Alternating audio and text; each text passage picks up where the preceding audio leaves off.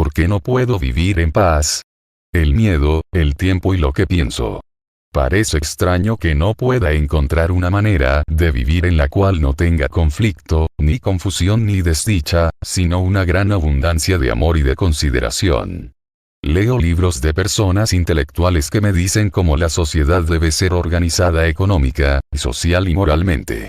Entonces, recurro a libros de escritores religiosos y de teólogos con sus ideas especulativas. Aparentemente es muy difícil para mí descubrir una forma de vida que sea dinámica, pacífica, llena de energía y claridad psíquica, sin depender de otros. Supongo que soy una persona muy madura y sofisticada. He vivido conflictos espantosos, revoluciones, levantamientos, y toda forma de infelicidad. Y a pesar de todo ello aquí estoy, esperando que alguien me diga qué hacer, que alguien me muestre una manera práctica de vivir, de seguir a alguien que me pueda ofrecer alguna clave hacia la belleza de la vida y la inmensidad de algo más allá de la rutina diaria. Me pregunto, ¿por qué escucho a otros? ¿Por qué no puedo encontrar claridad por mí mismo en mi propia mente y corazón, sin distorsión alguna, y por qué tengo que estar recargado de libros? Es que no puedo vivir sin perturbaciones, plenamente, con gran éxtasis y realmente en paz. Este estado de cosas me parece muy extraño en verdad, pero así es. Me pregunto, ¿es posible vivir plenamente, sin esfuerzo ni lucha? Estoy esforzándome constantemente por cambiar esto, transformar o suprimir esto, aceptar aquello, por imitar y por seguir ciertas fórmulas e ideas. Y no estoy seguro de que me encuentro preguntado si es posible vivir sin conflicto, no en aislamiento intelectual o de manera sentimental, y más bien confusa, sino vivir sin ninguna clase de esfuerzo en absoluto. Porque mi esfuerzo, no importa lo agradable o desagradable, satisfactorio o provechoso que pueda ser, deforma y corrompe todo lo que pienso. Soy como una máquina que está siempre moliendo, que nunca funciona suavemente y que, por lo tanto, se desgasta muy pronto. Entonces, me hago la pregunta, y creo que es una pregunta importante, si es posible vivir sin esfuerzo, pero al propio tiempo sin volverme perezoso, solitario, indiferente, falto de sensibilidad, sin convertirme en un ser humano inactivo. Pienso que toda mi vida, desde el momento en que nací hasta que muera, es una lucha interminable por adaptarme, cambiar o llegar a ser algo. Esta lucha y conflicto me trae confusión, me embota la mente, y mi corazón se torna insensible. Es posible, entonces, no como una idea, o como algo sin esperanza, o más allá de mi alcance, encontrar una manera de vivir sin conflicto, no solo en lo superficial sino también muy hondo en el así llamado inconsciente, en las profundidades de mi propio ser. Me propongo ahora penetrar hondamente en esta cuestión.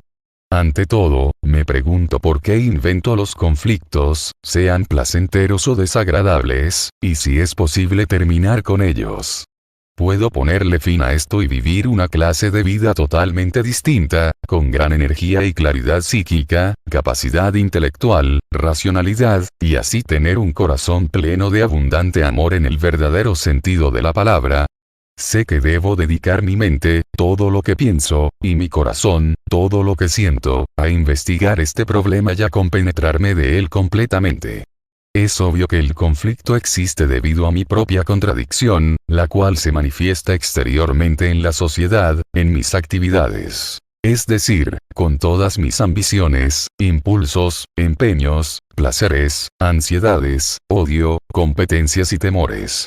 Existe también la idea acerca de vivir sin conflictos o sin deseos contradictorios, ni empeños ni urgencias. Si me doy cuenta de esta tensión, puedo ver en mí mismo los tirones de mis demandas contradictorias, de mis creencias opuestas, de mis ideas y empeños. Esta dualidad, estos deseos opuestos con sus temores y contradicciones, es lo que origina mi conflicto. Sé que es bastante claro si lo observo en mí mismo. Idéntico patrón repito una y otra vez no solo en la vida diaria, sino también en el así llamado vivir religioso, entre el cielo y el infierno, lo bueno y lo malo, lo noble y lo innoble, el amor y el odio, etc. Puedo ver cómo toda forma de división, separación o contradicción, dentro o fuera de mí mismo, inevitablemente engendra conflicto entre mi violencia y mi no violencia. Dándome cuenta de este estado de cosas tal como es en realidad, es posible terminar con él no solo en el nivel superficial de mi conciencia, en mi vida diaria, sino también hondamente en las mismas raíces de mi ser, de manera que no tenga contradicción, ni demandas ni deseos contrapuestos, ni actividad alguna de mi mentalidad dualista y fragmentaria. Ahora bien, ¿cómo voy a hacer esto? Fabrico un puente entre todas mis ambiciones, impulsos y contradicciones, y lo que es ideal, que es la fórmula o el concepto. Estoy siempre tratando de construir un puente entre lo que soy y lo que debo ser. Y en eso tengo contradicción y conflicto, y de esa manera desperdicio todas mis energías psíquicas. ¿Puedo parar de dividir y quedarme completamente con lo que soy? ¿Existe algún conflicto en el entendimiento de lo que soy? Voy a entrar en esta cuestión enfocándola en forma diferente, en relación con mi libertad y mi temor. Deseo libertad aun cuando vivo en actividades egocéntricas y paso los días interesado en mí mismo, en mis fracasos y éxitos. Deseo ser libre, no solo en lo político, lo cual es comparativamente fácil, excepto en el mundo de las dictaduras, sino también libre de la propaganda religiosa. Cualquier religión, antigua o moderna, es obra de los propagandistas y, por lo tanto, no es religión en absoluto. Cuanto más serio soy, cuanto más interesado estoy en la totalidad de mi vivir, más libertad busco y más inquiero, sin aceptar ni creer.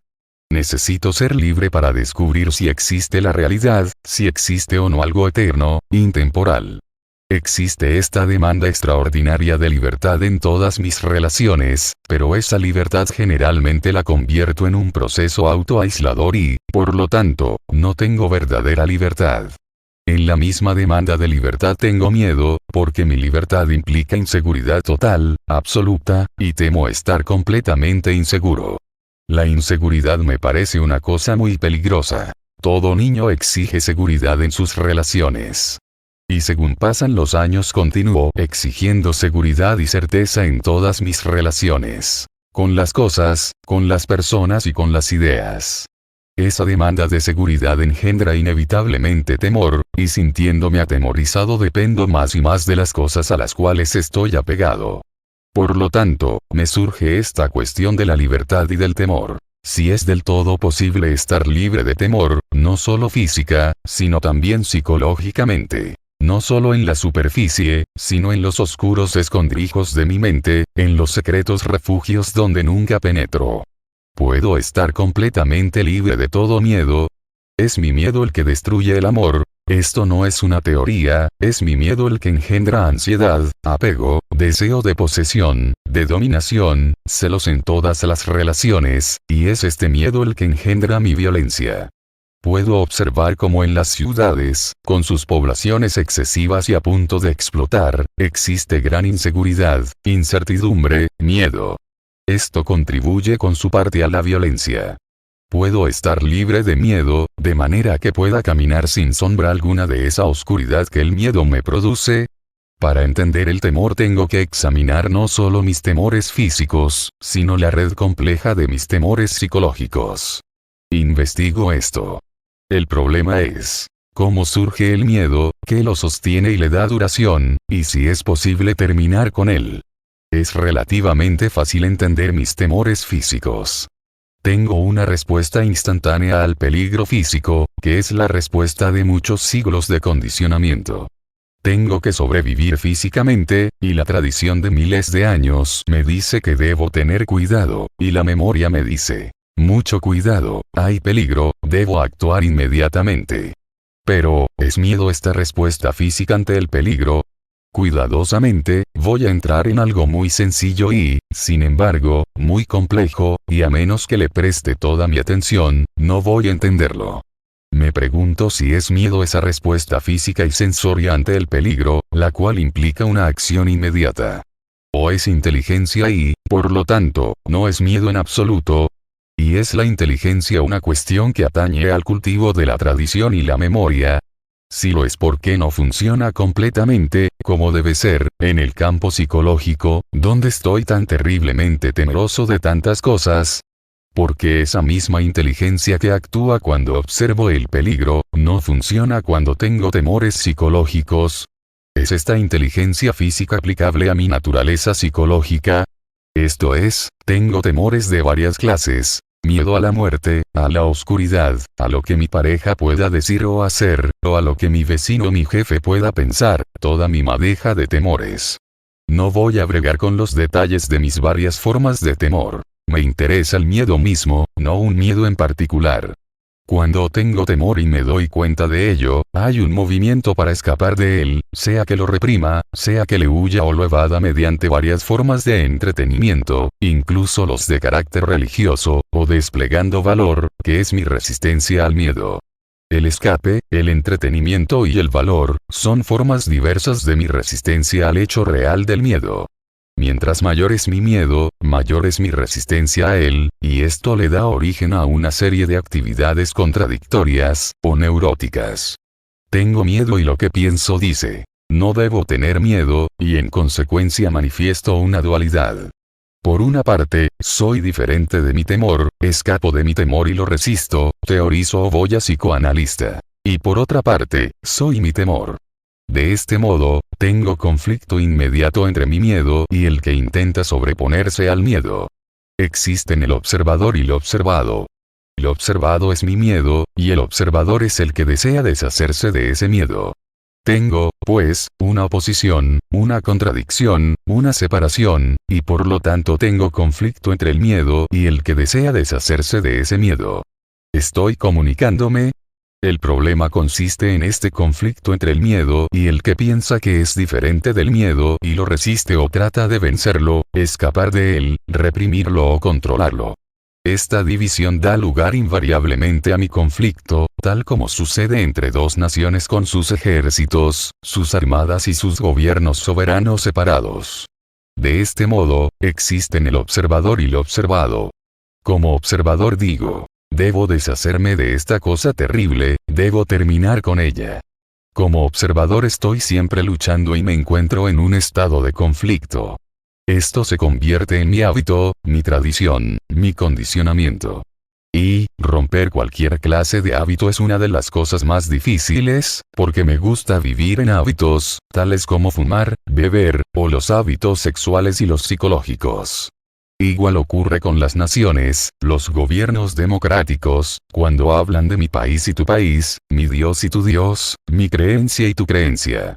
O sea, por tradición combato y resisto el temor, y así incremento mi conflicto y avivo aún más mi propio miedo.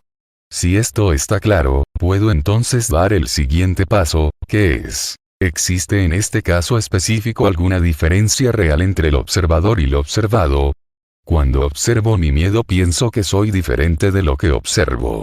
¿Hay alguna diferencia entre lo que observo y yo, o ambos somos lo mismo? Es obvio que ambos son la misma cosa. Yo. El observador es lo observado. Y si surge algo totalmente nuevo, entonces no hay observador en absoluto. Pero, dado que como observador reconozco mi reacción como miedo, esta división existe. Y según ahondo más y más en el asunto, descubro por mí mismo que el observador y lo observado son esencialmente lo mismo. Por lo tanto, si son lo mismo, queda por completo eliminada mi contradicción, soy y no soy, y con ellos también elimino totalmente toda clase de esfuerzo. Pero, esto no significa que acepto el miedo o me identifico con él. Existe en mi miedo, la cosa que observo y yo observando, que soy parte de ese miedo. ¿Qué voy a hacer? ¿Habrá personas trabajando tan duro como yo para resolver a fondo esta cuestión? Existe solo el miedo, y no yo observando lo que observo, porque yo observando soy el miedo. Aquí me ocurren varias cosas. Primero, ¿qué es el miedo y cómo surge? No me refiero a los resultados del miedo, o de la causa del miedo, o de cómo el miedo oscurece mi vida con su desdicha y fealdad. Estoy indagando qué es el miedo y cómo surge. Debo analizar mi miedo continuamente para descubrir sus interminables causas. Porque cuando comienzo a analizar, como analizador tengo que estar extraordinariamente libre de todo prejuicio y condicionamiento. Tengo que mirar, que observar. De otra manera, si existe alguna clase de tergiversación en mi juicio, esa tergiversación aumenta según continúo yo analizando. Por lo tanto, psicoanalizarme para ponerle fin a mi miedo no termina con mi miedo. Un saludo cordial a todos los psicoanalistas. Porque al descubrir la causa de mi miedo y actuar sobre tal descubrimiento, la causa se vuelve el efecto, y el efecto se vuelve la causa. Comienzo con el efecto y actúo sobre este efecto para encontrar la causa. Entonces, descubrir la causa y actuar de acuerdo con ella pasa a ser mi siguiente etapa. Ambos, causa y efecto, se convierten así en una cadena interminable. Si descarto el entendimiento de la causa de mi temor y el análisis de mi temor, entonces, ¿qué tengo que hacer? Sé que esto no es un entretenimiento, pero tengo gran júbilo por descubrir y entender todo esto. ¿Qué es lo que hace que surja mi miedo? El tiempo y todo lo que pienso crean mi miedo, el tiempo como ayer, hoy y mañana. Tengo miedo de que algo puede ocurrir mañana. La pérdida de mi empleo, mi muerte, el hecho de que mi pareja pueda dejarme, de que la enfermedad y el dolor que he experimentado se repitan. Ahí es donde el tiempo interviene. El tiempo, que envuelve lo que mi vecino pueda decir de mí mañana, o el tiempo que hasta ahora encubre algo que hice muchos años atrás. El tiempo como miedo de que no se realicen mis deseos más profundos y secretos. De manera que el tiempo forma parte de mi temor, el temor a la muerte que llega al final de la vida o que me puede estar esperando a la vuelta de una esquina. Y por esto tengo miedo. Así, el tiempo envuelve al miedo y a todo lo que pienso. No existe el tiempo si no existe todo lo que pienso. Todo lo que pienso de lo que ocurrió ayer, y mi temor de que vuelva a repetirse mañana, es lo que engendra tanto el tiempo como el miedo. Observo esto, lo veo, no acepto ni rechazo nada, me escucho, descubro por mí mismo la verdad de esto. No me detengo meramente en las palabras para decir si estoy o no estoy de acuerdo. Sigo adelante. Para encontrar la verdad necesito mi sensibilidad, pasión por descubrir, y una gran energía psíquica.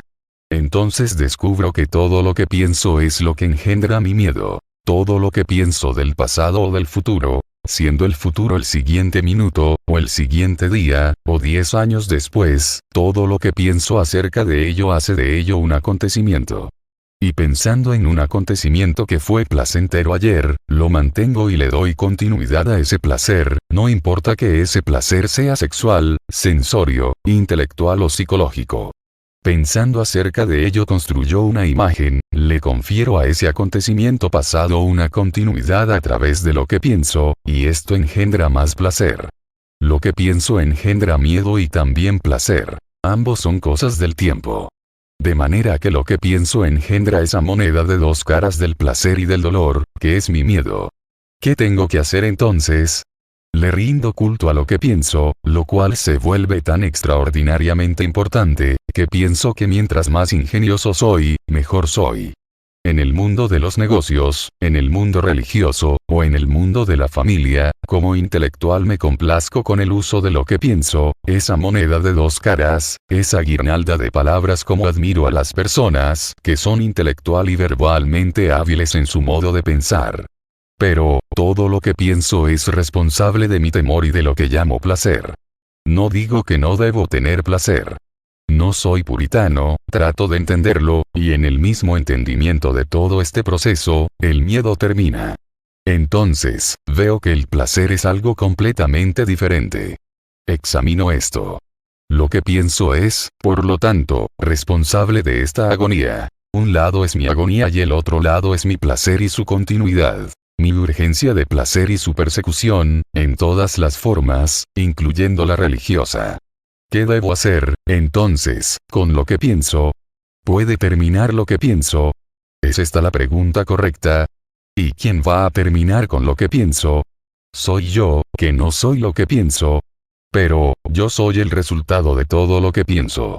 Y así repito el mismo viejo problema. El soy y el no soy, que es cuando digo. Si solo pudiera ponerle fin a lo que pienso, entonces podría disfrutar de una vida distinta.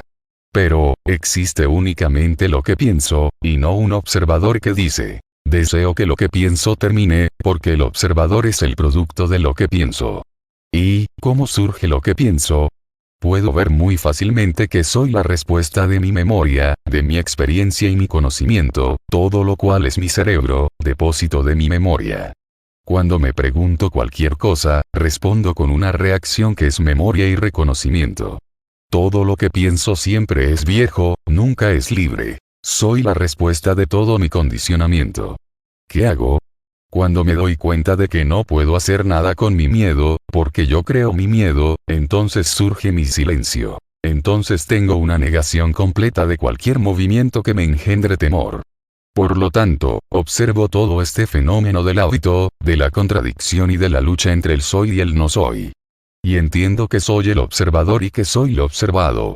Y viendo que no puedo meramente analizar y descartar mi miedo, sino que siempre está allí, también veo que el análisis no es el camino. Entonces, me pregunto, ¿cuál es el origen de mi temor? ¿Cómo surge en mí? Mi miedo es engendrado por el tiempo y todo lo que pienso. Lo que pienso es la respuesta de mi memoria, y pensando yo mismo creo mi miedo. Mi miedo no va a terminar mediante el mero dominio o represión de lo que pienso, o tratando de transmutar lo que pienso, o complaciéndome en todas las tretas que me juego a mí mismo. Al darme cuenta de todo este patrón sin elección alguna objetivamente, y al ver todo esto por mí mismo, me digo, tengo que estar quieto, pero sin control ni represión alguna. Tengo que estar silencioso. Así, es como el miedo llega a su fin, lo cual significa el cese de mi sufrimiento y el entendimiento de mí mismo, el conocimiento de mí mismo.